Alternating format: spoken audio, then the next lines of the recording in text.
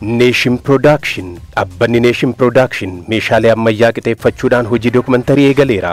Dookumantarii gurguddoo kan gosaa, kan qixxee lammii, seenaa goota jaalattanii, seenaa maatii keessanii, seenaa lafa seenaa qabu, seenaa magaalaa, seenaa ardaalee jilaa, seenaa iddoowwan hawwata turizimii, seenaa hundeeffama yuunivarsiitiiwwanii, kan waldaalee, seenaa hiriyaa fi fira jaalattanii sinfaana hojjechuudhaaf qophaa'eera. Nu argachuuf lakkoofsa bilbilaa 0952245224 nuuf bilbilaa. Nation Production Mafia fi imala qabsoo kubbaa miilaa Kolombiyaa. Imala qabsoo guddina kubbaa miilaa Kolombiyaa fi maafiyaanota Kolombiyaa yoo ilaalle dhimmoota akka nama dinqan ammoo nama sururan hedduu of keessaa qaba. Ragaaleen hedduu akka lafa kaa'anitti kubbaa miilaa jaarraa 19ffaa keessa Biriitaaniyaatti jalqabe. Dhaloota isaa booda ammoo har'a kunoo addunyaan daawwitii ishii godhattee ittiin addunyaatti mul'achaa jirti. Kubbaan miilaa bashannanaaf qofa miti. Madda dinagdee dhala namaa isa guddaadha. Keessaa'uu Afrikaanonni carraa isaan ittiin dinagdee horatan qofa osoo hin taane miira nan danda'aa fi hin dandeessuu gidduu jiru kan cabseedha. Inni har'a siyaasa guddaa addunyaa kanaati. Karaa itti alaabaa ofii addunyaatti agarsiifatanidha. Kana qofaas miti. Kubbaan miilaa karaa ittiin qabeenya ofii addunyaattis beeksifatanidha. Dhimmi guddaan Biriitaaniyaatti dhalate kun akkuma afaan Ingilishii Ameerikaadhaan bahee Biraazilii fi Arjentiinaadhaan fulla'ee deebi'ee irkoosaa Ingilaanditti dhaabbate. Waa'ee seenaa kubbaa miilaa addunyaa har'aaf asumatti dhiifnee waa'ee qabsoo imala guddina kubbaa miilaa fi maafiyaanota Kolombiyaa ilaalla. Carlos Valderramoodhaan hanga Faustina Aspiralaatti, Radamel Falcaoodhaan hanga James Rodriguezitti, René Higuitaadhaan hanga Mario Yepsitti, Freddy Rinconiidhaan hanga Juan Cuadrado fi kanneen birootti taphattoota urjii kubbaa miilaa Kolombiyaan addunyaa kanaaf gumaachiteedha. Isaan qofaa miti. Luis Diazis har'a kunoo Liverpool keessatti taphataa addaa dandeettii dinqii qabu kan kubbaan miilaa Kolombiyaa addunyaa kanaaf gumaachiteedha. Kolombiyaan garee kubbaa miilaa kan biyya ce'ee biyyoota biraa faana taphatu uummachuudhaaf daandiin ishiin keessa dabartee ulfaataa fi kan xiiqii guddaadhaan guutameedha. Bara 1930 keessa Kolombiyaan yeroo jalqabaatiif dorgommii shaampiyoonaa biyyaalessaa kan biyyoonni giddu galeessaa Ameerikaa fi Kariibiyaan waliin dorgoman irratti hirmaachuudhaaf yeroo jalqabaatiif tokko jettee alaabaa biyya ishii qabattee manaa baate. Yeroo sanatti baay'een taphattoota ishee garee Miloonaariyoo jedhamu keessaa kanneen filatamanidha. Hubadhaa taphattoonni kunneen liigiin biyyattii jiraateen kilaboota jajjaboo horattee kan keessaa filatte miti. Gareedhuma fayyaa isaanii karaa ispoortii fi sochii qaamaatiin tifkachuudhaaf jedhamee hundaa'ee keessaa kanneen filatamanidha. Sababiin isaa immoo Kolombiyaa keessatti liigumti kubbaa miilaa biyyattiiyyuu kan hundeeffame bara 1948tti. Biyyi kun liigii mataa ishee hundeeffattee ganna 14 booda wancaa addunyaa Chiiliin qopheessite irratti hirmaachuudhaaf dorgommii gulaallee dabarte. Dorgommii ramaddii jalqabaa irrattis Kolombiyaan gamtaa Soviyeetota durii Uruguay fi Yugoslaaviyaa waliin ramadamte. Tapha ramaddii kana irrattis Kolombiyaan gamtaa Soviyeetota durii faana qixa ba'uudhaan Uruguay fi Yugoslaaviyaadhaan ammoo mo'atamuudhaan gara biyya ofiitti deebi'uudhaaf dirqamanii. Bara 1970 keessa immoo kilabii Miliyoonaariyoos jedhamutu dursaa ture.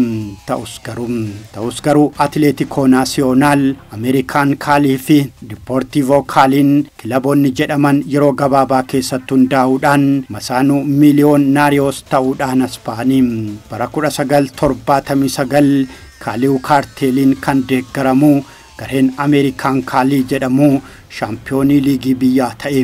Yeroon kun yeroo maafiyaanonni Kolombiyaa birrii daldala baala sammuu namaa doochuun machaa'an fuudhanii gara kubbaa miilaatti dhangalaasuu jalqaban ture.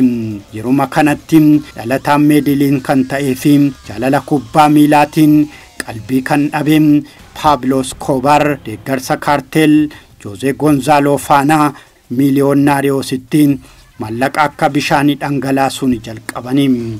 Maallaqni daldala baala sammuu namaa doochurraa akka garbaatti kilabiitti dambali'u kun ammoo waa lama baatee dhufe. Inni jalqabaa guddinni kubbaa miilaa akka hallatu yoo jalqabu karaa faallaadhaan ammoo abbootii seeraa maallaqaan gowwoomsuu fi ittiin doorsisuun qabxii jijjiirsisuun ammoo kubbaa miilaa Kolombiyaa akka hallatu jalqabe iddasaa hundeetti gogsuun baalasaa jalaa xoolaqse.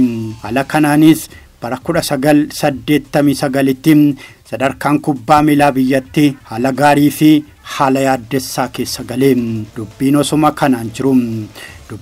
kanaan jiru kilabiin Ameerikaa Atileetiko Naasiyonaal jedhamu gaafa kilabii Ameerikaan kaaliin mo'atu Pablo Escobar abbaa murtii taphichaa maafiyaanotaan ni ajjeechise.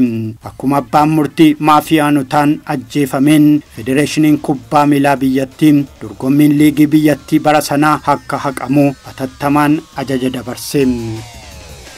Ta'us garuu baruma sanaa Atileetiko Naasiyonaal kubbaa Libertaadoos mo'achuudhaan shaampiyoonii ta'uun seenaa magariisa galmeeffate. Milkaa'inni kilaboota kunneenii guddachaa dhufuu isaatiin ammoo Kolombiyaan dorgommii waancaa addunyaa bara 1990 Itiliin qopheessite irratti hirmaachuudhaaf ni carroomte. Tapha maddii irrattis Kolombiyaan Arab Emirates mo'attee Jarman lixaatiin mo'atamuudhaan tapha murteessaadhumaan Kaameruun mo'attee yeroo jalqabaatiif gara marsaa ittaanuutti darbuudhaaf karoora qabattee turte. Garuu ammoo gurraaleen Kaameruunitti jabaatanii Kaameruudhaan amma xiqqoodhaaf mo'atamte ammas ramaddii jalqabaa keessaa osoo hin bahin gara biyyaatti deebite. Ta'us garuu gareen kubbaa miilaa Kolombiyaa bara 1990moota keessaa garee jabaa fi sodaachisaa jedhamee gurrisaa akkaan guddatee ture. Gareen kun bara 1991 hanga 1993tti taphoota 26 taphate keessaa tapha tokko qofaa mo'atame. Cimina isaa kanaanis bara 1994tti biyya mootiiwwan kubbaa miilaa addunyaa Arjantiinaa mo'achuudhaan waancaa addunyaa bara 1994tti Ameerikaan qopheessite irratti ni hirmaatanii.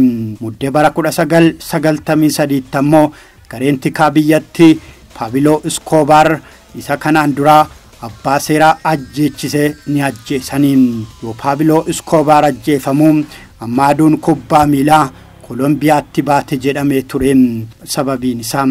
Sababiin isaa mootiin maafiyaanotaa inni birriidhaan qabxii fi abbaa seeraa bitatu keessaa dadhabe jedhamee oduun mana bunaatii hanga magaalaa guddittii biyyatti Bogotaatti gurra namaarraa qillise. Booda garuu osoo oolanii hin buliin osoo taa'anii hin ka'in biyyattiin eegee adurree seetee kan qeerransaa qabuun laaqamaa fi walunkura biraa keessa seente.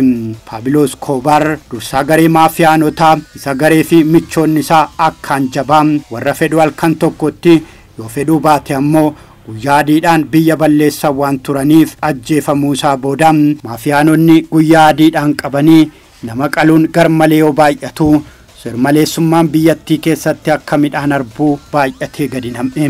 Gaafa dubbiin jabaachaa deemu namoonni hedduun biyya isaanii jibbanii Ameerikaa dabalatee biyyoota biraatti kooluu galuu ni filatanii. Kooluu galtummaan kun ammoo ummata warra tika mootummaa waliin hariiroo qabu qofa osoo hin taane taphattoonni ciccimoon kubbaa miilaa biyyattiillee biyyaa baqachuudhaaf ni dirqamanii. Sababiin gooftaa garbicha galaafataatii ajjeefamuun Pablo Escobar lubbuu namoota hedduu nyaatee guddina kubbaa miilaa biyyatti akka mataa harmaa gad adeemsisaa bule. Maafiyaanonni guyyaa guyyaadhaan kan ajjeesanii kan dadhabanitti dhaadachuun maafiyaanota Kolombiyaa sodaa guddaa biyyattii keessatti uume kan dura dhaabbatu tokkollee dhabame. Inumaayyuu harkii fi miseensi keenya jabaadha lagaa fi biyya qaxxaamurree gumaa Pablo Escobar ni baafna dhaadannoon jedhuun garanaa garasii bitaa mirgaan akka bubbisuun lammiilee biyyattii yaaddoo hamaadhaarraa kennu. Yeroo hamaa kana keessatti Kolombiyaan akkum taatu taate icciitii ishii qomaa fi qalbiitti qabattee galaa injifannoo Arjentiinaa irratti galeeffatte fudhatte waancaa addunyaatiif gara Ameerikaatti maltus taphuma jalqabaa irratti Roomaaniyaadhaaf jilbeeffatte.